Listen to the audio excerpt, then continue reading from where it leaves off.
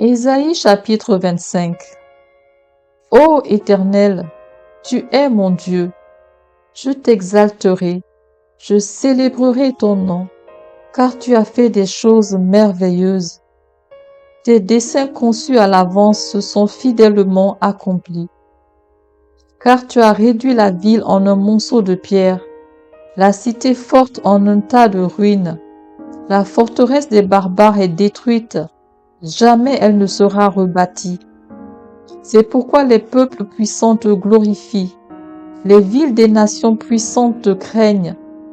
Tu as été un refuge pour le faible, un refuge pour le malheureux dans la détresse, un abri contre la tempête, un ombrage contre la chaleur.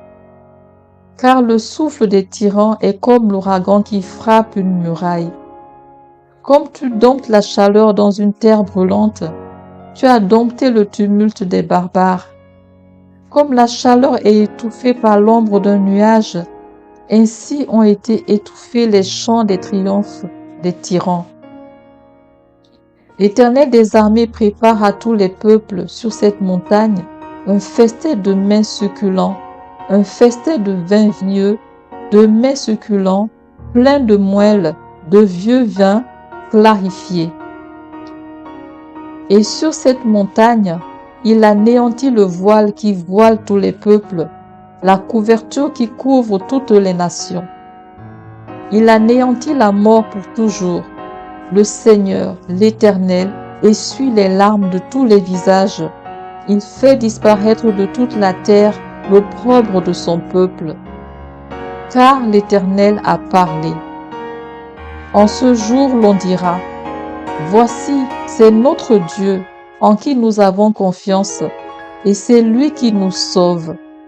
C'est l'Éternel, en qui nous avons confiance. » Soyons dans l'allégresse et réjouissons-nous de son salut, car la main de l'Éternel repose sur cette montagne, et Moab est foulé sur place, comme la paille est foulée dans une mare à fumier.